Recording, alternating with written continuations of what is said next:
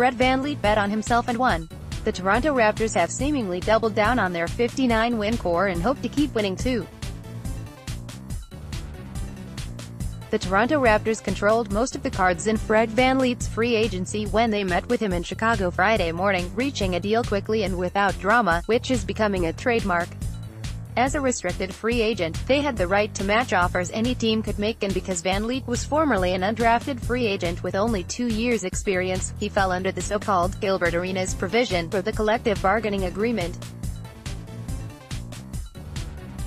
It meant no outside team could outbid them in year 1 or 2 of a new deal.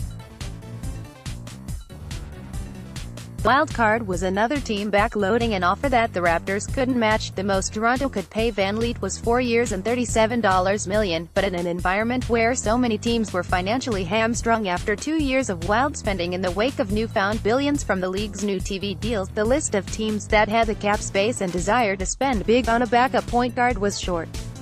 In the end, the feeling was the Phoenix Suns could potentially make the Raptors' lives difficult, but they chose to use most of their cap space to sign veteran wing Trevor Ariza to a reported 1-year deal worth $15 million early Sunday morning.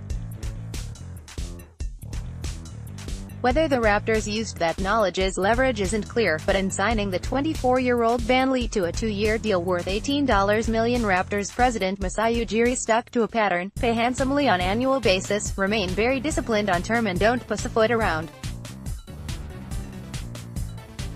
While the deal can't be announced officially until July 6, Ujiri's style has always been to come early and strong with an offer that proves his interest in the player.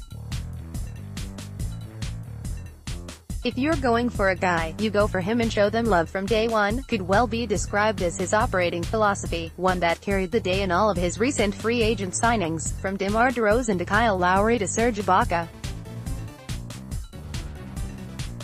But he doesn't give away the house, and in the VanVleet deal, as with the others mentioned, Ujiri has been surgical in keeping the Raptors' options open.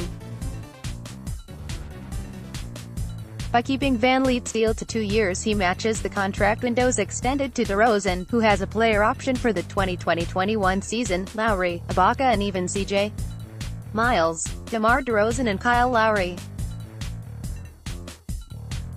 Matteo Marchi, Getty. The benefit for VanVleet is a nearly 7-fold increase on the $1.3 million he earned last season, an opportunity to become an unrestricted free agent in summer of 2020 when the projections are the NBA salary cap will be $120 million, a significant jump from the $101.9 million teams had to spend this summer.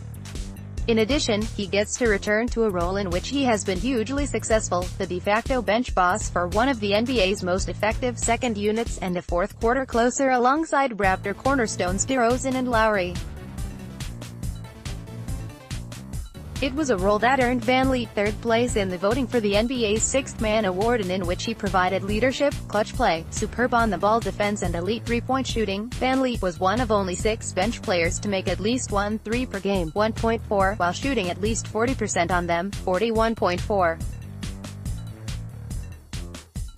The signing does put pressure on the Raptors financially, as with his contract on the books, Toronto is about $11 million over the luxury tax threshold, making them a taxpayer for the first time in Ujiri's tenure, barring any other moves, none of which appear forthcoming at the moment.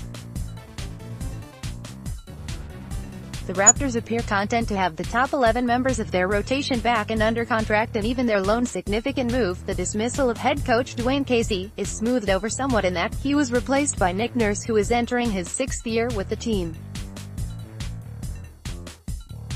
They have proven that stability and continuity wins, and they have shown in their deal with VanVleet that they are able to find unheralded talent. The Wichita State product was lured to the Raptors with a $50,000 training camp guarantee, help them develop and reward them when they do. VanVleet bet on himself and won, and the Raptors have bet on themselves and hope to be rewarded too, with an option to change directions rapidly at some point in the next couple of years. It's the kind of progress that seemed unthinkable for the franchise in its not-so-distant tumultuous past. It's not sexy, and in the wake of their annual season-ending defeats to LeBron James and the Cleveland Cavaliers, it's easy to overlook, but that doesn't make it any less worthy.